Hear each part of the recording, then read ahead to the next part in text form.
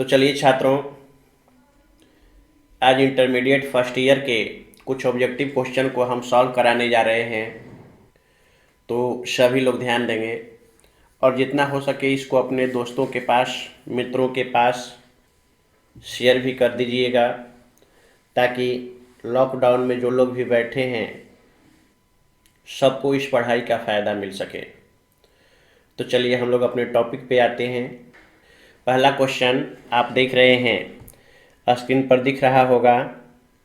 दिया गया है, एक व्यक्ति एक बंदूक चलाता है जिसके कारण इससे 30 ग्राम द्रव्यमान की एक गोली 400 मीटर प्रति सेकेंड के वेग से निकलती है।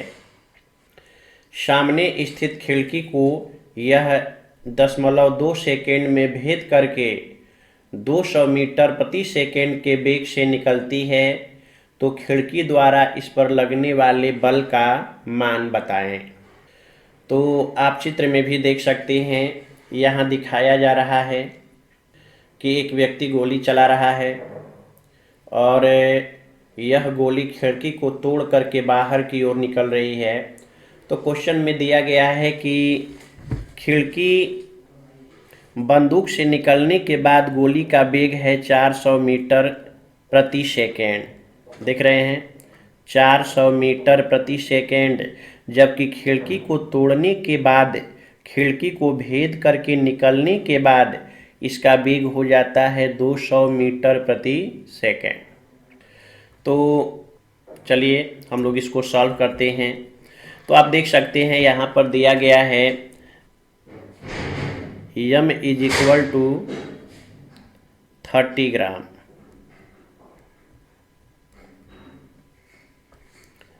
और जब हम लोग ग्राम को किलोग्राम में बदलेंगे तो 1000 से भाग देंगे, यानी बाई 1000।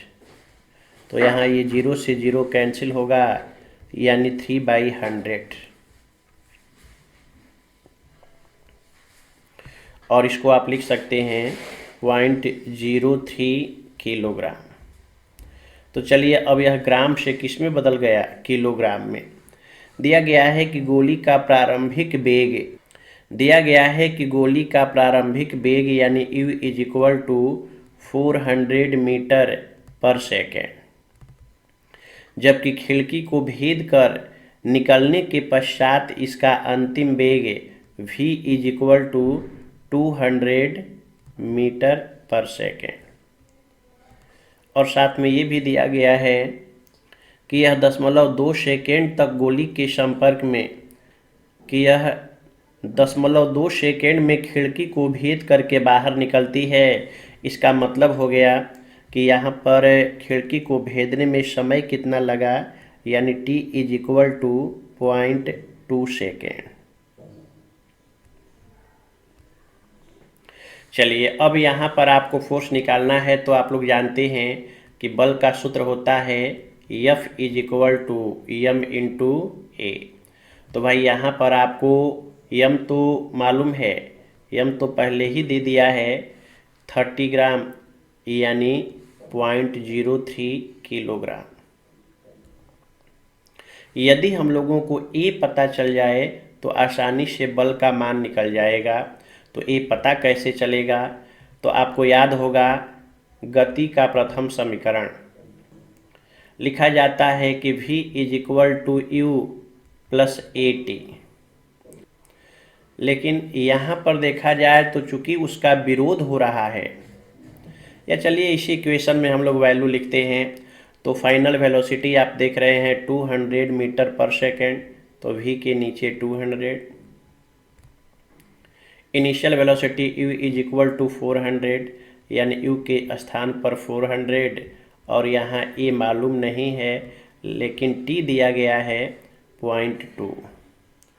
तो यहाँ से 400 को जब हम लोग उधर भेजेंगे तो लिख सकते हैं कि 200 - 400 = 0.2a। और यहाँ से जब 0.2 को या घटा दिया जाए तो आप कहेंगे कि -200 = 0.2a। और 0.2 को भी जब उधर भेजा जाएगा तो लिख सकते हैं कि A is equal to 200 by 0.2, और इसको हम लोग लिख सकते हैं, हालांकि माइनस चिन्ह साथ में चल रहा है, -200, और 0.2 का मतलब 2/10, और आप समझ सकते हैं 10 ऊपर चला जाएगा तो यहाँ पर हो गया -200 इंटू 10/2, तो ये 2 से 2 कैंसिल होगा और यहाँ से आ चुका है -1000 मीटर पर सेकेंड स्क्वायर। चलिए, तो यहाँ माइनस चिन्ह बतलाता है कि जो इसका एक्सेलरेशन है वह इसके वेग को घटाने का काम करेगा, इसलिए माइनस आया है। हालांकि यदि शुरू में ही हम लोग यहाँ इक्वेशन में ही बीच में माइनस मान लिए होते तो प्लस में आ जाता। हालांकि उससे घबराना नहीं है, माइनस केवल इतना बतला रहा है कि ये विरोधी त्वरण है, ये इसके वेग का विरोध कर रहा है। और अब F बराबर आप देख चुके हैं फार्मूला, तो लगना है F बराबर m में। तो यहाँ पर हम लोग लिख सकते हैं कि चूँकि F इज इक्वल टू होता है m इंटू ए, तो भाई m तो निकल चुका है पहले ही 0.03, और a हम लोग निकाल चुके हैं जिसका मान आया है 1000। और यदि इसको सही ढंग से लिखा जाए तो 3/100 इंटू 1000, और आप समझ सकते हैं 2 जीरो से यह 2 जीरो कटेगा, और यदि मल्टीप्लाई कर दिया जाए तो 30 न्यूटन, यानी यहाँ से आंसर आ चुका है 30 न्यूटन, 30 न्यूटन। तो कौन सा आंसर सही हुआ? तो आप देख सकते हैं बॉ में दिया गया है 30 न्यूटन, यानी पहले क्वेश्चन का सही ऑप्शन है बॉ, जिसका मान आया है 30 न्यूटन। तो चलिए अब हम लोग दूसरे क्वेश्चन की ओर बढ़ते हैं। तो क्वेश्चन आप देख सकते हैं दिया गया है, जड़त्व शब्द सर्वप्रथम किसके द्वारा प्रयुक्त किया गया?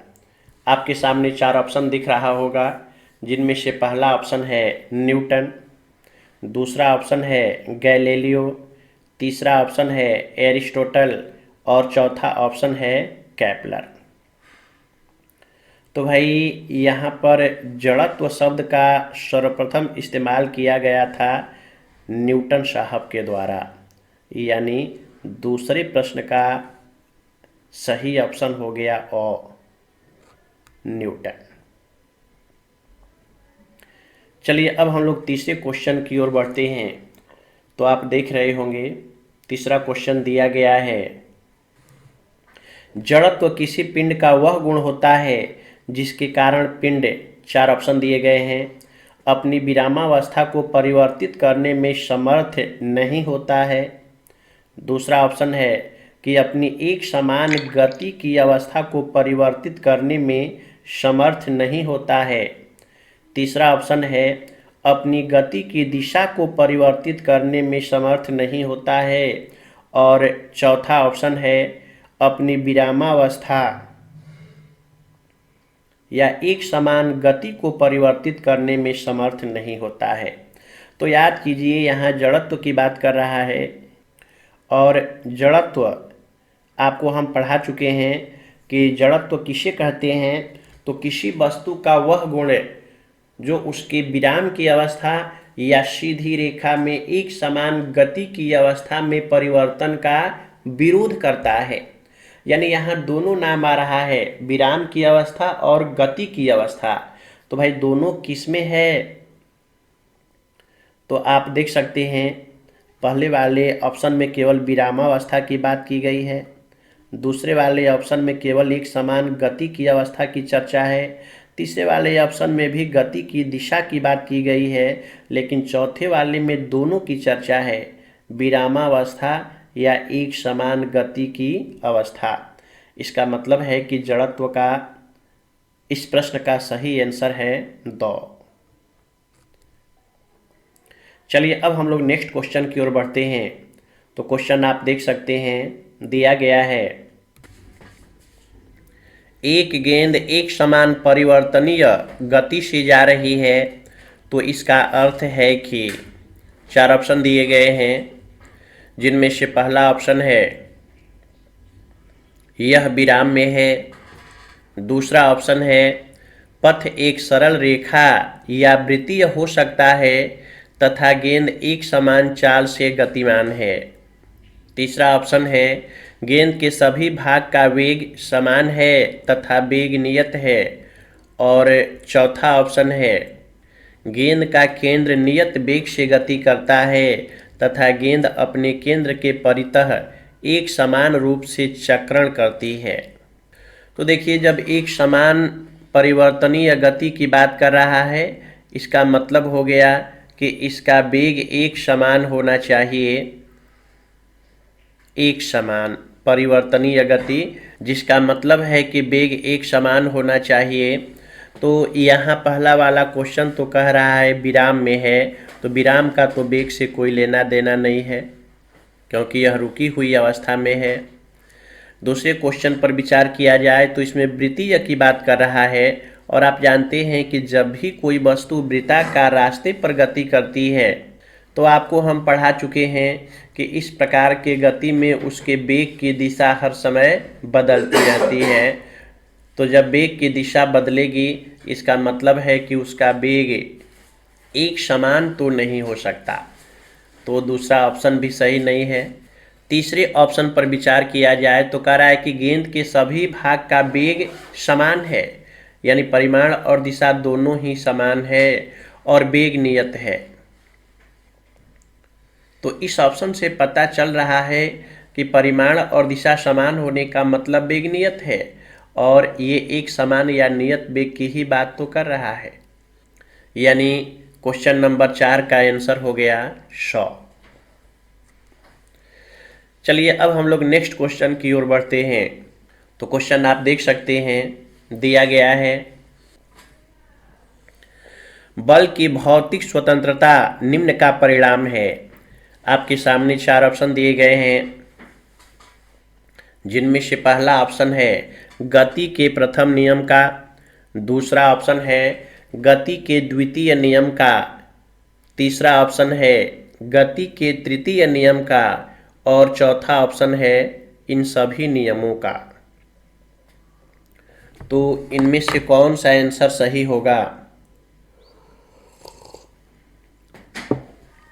आप देख सकते हैं बल की भौतिक स्वतंत्रता क्वेश्चन में लिखा गया है, और स्वतंत्रता का मतलब हो गया कि इसका बल से कोई लेना देना नहीं है।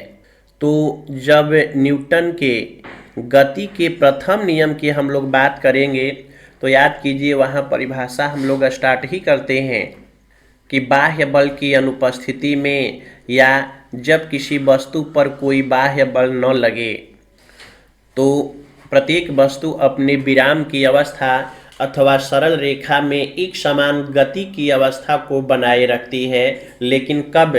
जब उस पर कोई बाह्य बल न लगे तब। तो इसका मतलब है कि न्यूटन की गति का प्रथम नियम ही ऐसा नियम है जो बल से क्या है? स्वतंत्र है, यानी वह भौतिक स्वतंत्रता का परिणाम है। तो क्वेश्चन नंबर 5 का आंसर हो गया गति का प्रथम नियम। चलिए अब हम लोग क्वेश्चन नंबर 6 की ओर बढ़ते हैं।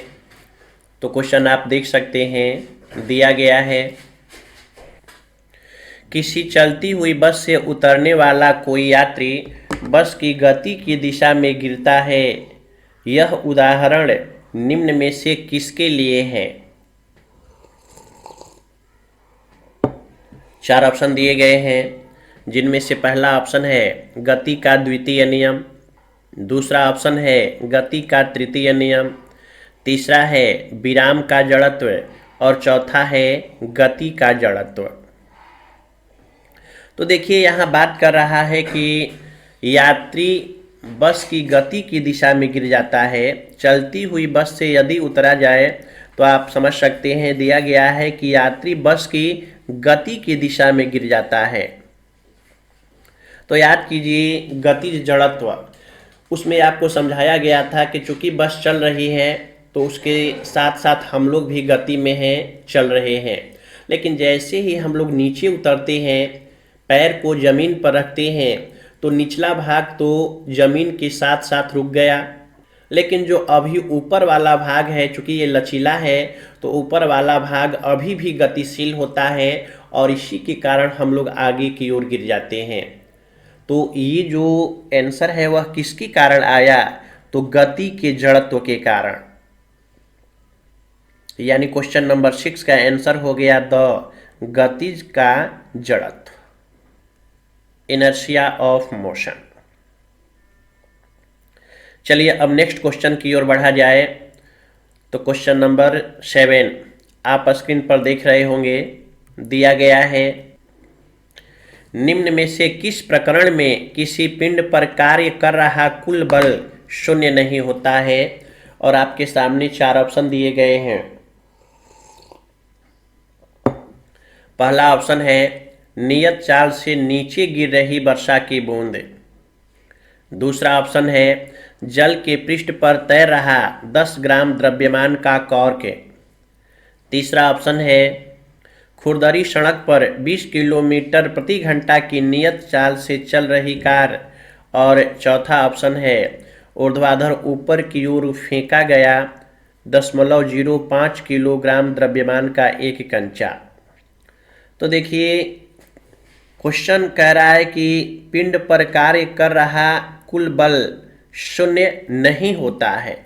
तो जब वर्षा की बूंद नीचे गिर रही होती है तो उस पर परिणामी बल क्या होता है? शून्य, क्योंकि स्वतंत्र रूप से यदि कोई वस्तु गिरती है तो उसका भार शून्य होता है, यानी वहां पर परिणामी बल क्या हो गया? शून्य।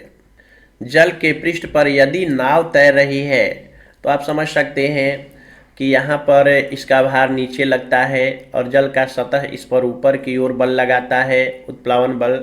और जब ये दोनों एक दूसरे के बराबर हो जाते हैं तो ये नाव स्थिर अवस्था में होती है, ऊर्ध्वाधर दिशा में ये स्थिर अवस्था में हो जाती है। तो यहाँ पर भी देखा जाए तो परिणामी बल क्या हो गया? 0।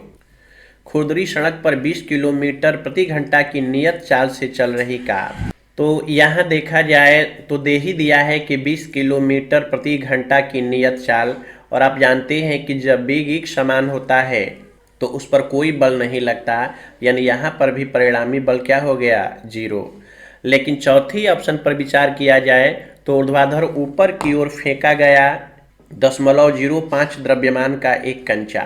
तो भाई जब ऊपर की ओर अभी फेंक दिए हैं तो ये ऊपर जा रहा है, और ऊपर जाने का मतलब कि ऊपर वाला बल क्या है? अधिक है। हालांकि इसका भार भी नीचे लग रहा है, लेकिन ऊपर जाने का मतलब ऊपर वाला बल अधिक है, तो यहाँ पर परिणामी बल शून्य नहीं हुआ। और क्वेश्चन कह रहा है कि कुल बल शून्य नहीं होता। तो इससे यह स्पष्ट होता है कि 7वें क्वेश्चन का सही आंसर है द। चलिए अब हम लोग नेक्स्ट क्वेश्चन की ओर बढ़ते हैं। तो क्वेश्चन आप देख सकते हैं, क्वेश्चन नंबर 8 दिया गया है, निम्न में से कौन सा कथन न्यूटन की गति के द्वितीय नियम F बराबर ma के बारे में सत्य नहीं है? आपके सामने 4 ऑप्शन दिए गए हैं, जिनमें से पहला ऑप्शन है गति का द्वितीय नियम प्रथम नियम के अनुरूप है। दूसरा ऑप्शन है गति का द्वितीय नियम एक सदिश नियम होता है। तीसरा ऑप्शन है गति का द्वितीय नियम कण के एक बिंदु के लिए सहायक है। और चौथा ऑप्शन है गति का द्वितीय नियम एक सामान्य नियम नहीं है। तो भाई यहाँ विचार किया जाए तो द्वितीय नियम प्रथम नियम के अनुरूप तो होता ही है, क्योंकि आपको याद होगा यहाँ बोला जाता है कि F = ma, और लिखा जाता है प्रथम नियम के लिए कि यदि इस पर लगने वाला बाह्य बल F = 0, तो लिख सकते हैं कि ma = 0। तो यहाँ से a = 0, और कह सकते हैं a का वैल्यू हो गया dv/dt, यानी dv/dt = 0। और याद कीजिए वेग का अवकलन करने पर शून्य आता है। ये तभी हो सकता है जब या तो वेग शून्य हो या वेग क्या हो? कांस्टेंट हो, नियत हो। तो यहाँ से पता चला कि यही तो है न्यूटन की गति का प्रथम नियम, कि जब वस्तु रुकी हुई है तो रुकी हुई रहेगी, और यदि यह कांस्टेंट वेग से चल रही है तो उसी वेग से चलती रहेगी। तो आखिर ये तो द्वितीय नियम से ही मिला है, मतलब द्वितीय नियम प्रथम नियम के अनुरूप है। दूसरा कह रहा है द्वितीय नियम एक सदिश नियम है, तो बिल्कुल सदिश नियम है, क्योंकि आप जानते हैं force is a vector quantity, तो हम लोग लिखते हैं कि vector F is equal to M vector A. तीसरा कह रहा है कि यह कण के एक बिंदु के लिए सहायक होता है, तो देखिए द्रव्यमान को तो हम लोग पॉइंट ऑब्जेक्ट मानकर ही चलते हैं, तो ये कण के लिए सहायक है ही। और लास्ट ऑप्शन पर विचार किया जाए तो कह रहा है कि यह एक सामान्य नियम नहीं है, तो यही गलत है, क्योंकि ये नियम तो सही है। तो कह सकते हैं कि 8वें क्वेश्चन का हो गया गति का द्वितीय नियम एक सामान्य नियम नहीं है। चलिए अब हम लोग 9वें क्वेश्चन पर विचार करते हैं। तो क्वेश्चन आप देख सकते हैं, दिया गया है 90 मीटर प्रति सेकेंड की चाल से गतिमान 40 ग्राम द्रव्यमान की कोई गोली लकड़ी के भारी गुटके में धंस जाती है और 60 सेंटीमीटर की दूरी चल कर के रुक जाती है। गुटके द्वारा गोली पर लगने वाले औसत विरोधी बल क्या है? आपके सामने 4 ऑप्शन दिए गए हैं, जिनमें से पहला है 180 न्यूटन, दूसरा है 220 न्यूटन, तीसरा है 270 न्यूटन और चौथा है 320 न्यूटन। तो आप चित्र में भी देख सकते हैं कि यहाँ बंदूक से गोली को चलाया जा रहा है और यह एक गुटके को दिखाया गया है जिसमें जाती है और कुछ दूरी तय करके रुक जाती है। तो आपको निकालना है कि इस लकड़ी के गुटके ने कितना विरोधी बल लगाया। तो भाई यहाँ क्या क्या दिया है, तो बंदूक से निकलने के बाद गोली का प्रारंभिक वेग u का वैल्यू दिया गया है कि u is equal to 90 metre per second, और कह रहा है कि इसका द्रव्यमान 40 ग्राम क्वेश्चन में दिख रहा होगा, तो m का वैल्यू दे दिया है 40 ग्राम। आप जानते हैं ग्राम को हम लोग किलोग्राम में कन्वर्ट करते हैं, तो कह सकते हैं कि 40 और किलोग्राम में बदलने के लिए 1000 से डिवाइड करते हैं, तो ये कटेगा, यानी आ गया 0.04 किलोग्राम। और दिया है कि यह 60 सेंटीमीटर की दूरी चल कर के रुक जाती है, तो 60 सेंटीमीटर यानी यस का वैल्यू दे दिया है 60 सेंटीमीटर। लेकिन आप पुनः जानते हैं कि दूरी का एसआई मात्रक मीटर होता है, तो सेंटीमीटर को हम लोग मीटर में कन्वर्ट करेंगे और मीटर में बदलने के लिए 100 से डिवाइड किया जाता है, भाग दिया जाता है, तो ये कटेगा, यानी ये आ गया 0.6 मीटर। और आपको बल का मान निकालना है, तो आप जानते हैं कि बल निकालने के लिए न्यूटन के गति के दूसरे नियम का हम लोग इस्तेमाल करते हैं कि F is equal to M into A. तो भाई m तो आपको क्वेश्चन में दे दिया है 0.04 किलोग्राम, लेकिन a मालूम नहीं है। यदि हम लोग a किसी तरह से निकाल लें तो a का वैल्यू रखेंगे, m दिया है और f का मान निकल जाएगा। तो चलिए हम लोग a के वैल्यू को निकालते हैं। तो आप कह सकते हैं एक सूत्र होता है कि v square is equal to U square minus 2as। तो भाई यहाँ फाइनल वेलोसिटी क्या हो गया 0, क्योंकि लकड़ी के गुटके में जाकर वह रुक गया है। इनिशियल वेलोसिटी प्रारंभिक वेग 90 है, तो 90 का स्क्वायर माइनस 2, a मालूम नहीं है और डिस्टेंस s तो दिया गया है 0.6। तो हम लोग कह सकते हैं कि 0 इज इक्वल टू स्क्वायर किया जाए तो 8100 और माइनस मल्टीप्लाई किया जाए तो 1.2a। जब इसको हम लोग इधर लाएंगे तो माइनस से प्लस होगा, यानी 1.2a इज इक्वल 8100। और यहाँ से कह सकते हैं कि a is equal to 8100 by 1.2। तो जब सॉल्व किया जाए तो लिखा जा सकता है कि 8100 बाई 12 है और ये बटा में 10 होगा जो नीचे से ऊपर चला जाएगा, यानी इंटू 10। तो लिख सकते हैं, कटाया जाए तो 3 से यह कटेगा 4 बार में, और 3 से 81 कटेगा 27।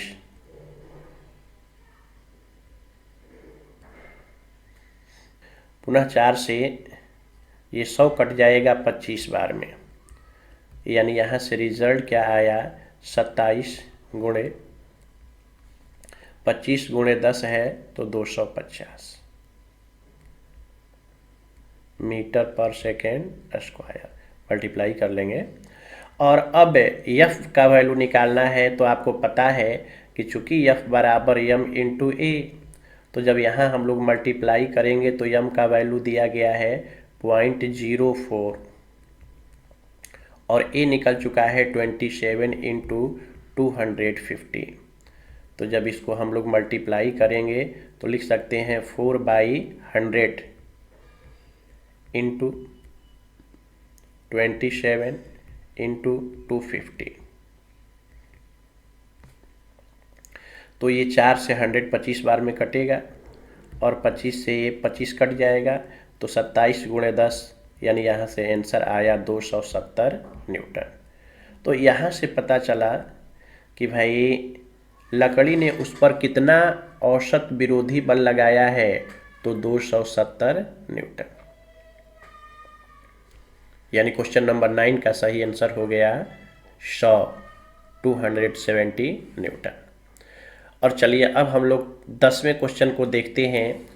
तो क्वेश्चन आप देख सकते हैं, किसी बल F is equal to 6I cap minus 8J cap newton के प्रभाव में कोई पिंड 5 मीटर पर सेकेंड स्क्वायर का त्वरण प्राप्त कर लेता है, तो पिंड का द्रव्यमान है। आपके सामने 4 ऑप्शन दिए गए हैं। पहला है 2 किलोग्राम, दूसरा है 5 किलोग्राम, तीसरा है 4 किलोग्राम और चौथा है 6 किलोग्राम।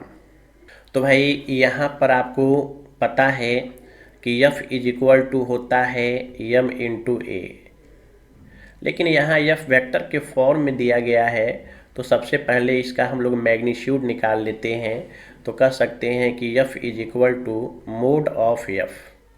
यदि इसके वैल्यू को निकाला जाए तो अंडर रूट, मोड निकालने का इक्वेशन आप जानते हैं, अंडर रूट ए स्क्वायर प्लस बी स्क्वायर, यानी 6 का स्क्वायर प्लस -8 का स्क्वायर।